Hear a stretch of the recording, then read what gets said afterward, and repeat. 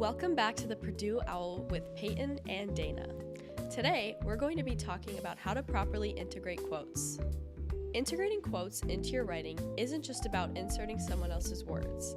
It's about how you use those words to strengthen your argument and demonstrate your understanding of the text.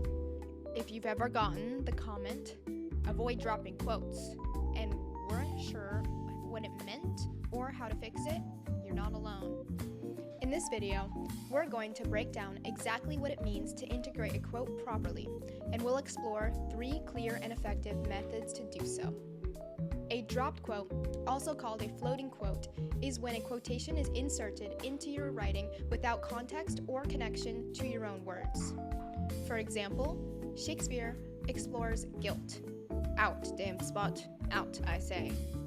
This quote appears abruptly, without any introduction or explanation.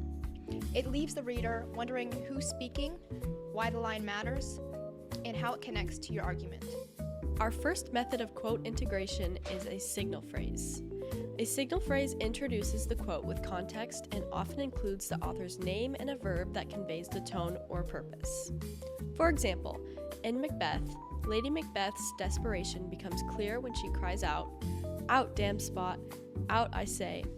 This method is effective because it clearly introduces the speaker and sets up the quote within your own sentence structure. The second approach involves blending the quotation smoothly in your own sentence. This often requires adjusting the grammar slightly, such as changing verb tenses or pronouns for clarity. For example, Lady Macbeth's hallucination of blood on her hands reveal that guilt has begun to consume her as she imagines being unable to wash away the damned spot. This technique allows for a more natural flow and shows that you have control over both your voice and the source of material. Our third and final method of quote integration is called the colon lead-in. When you introduce a quote with a complete sentence, you can follow it with a colon to signal that the quote will directly support or expand on that idea. For example, Lady Macbeth's unraveling mental state is revealed in her frantic speech. "Out, damn spot, out, I say." This approach works best when your lead-in is strong and the quote clearly supports the point that you've just made. No matter how well you integrate a quote, it won't be effective unless you also analyze it. After presenting the quote, always follow with commentary by explaining what it means, why it matters, and how it supports your thesis. For example, in Macbeth, Lady Macbeth's desperation becomes clear when she cries, "Out, damned spot, out, I say."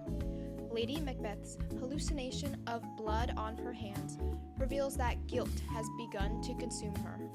Using quotes in your writing is your opportunity to demonstrate critical thinking. Don't just let the quote speak for itself. Your insight is what ties it all together.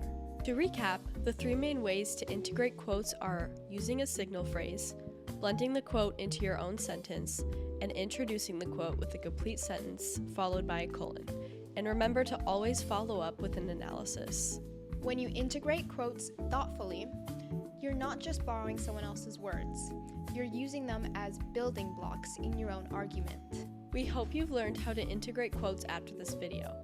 Now you can seamlessly present quotes to your audience. Thanks for watching!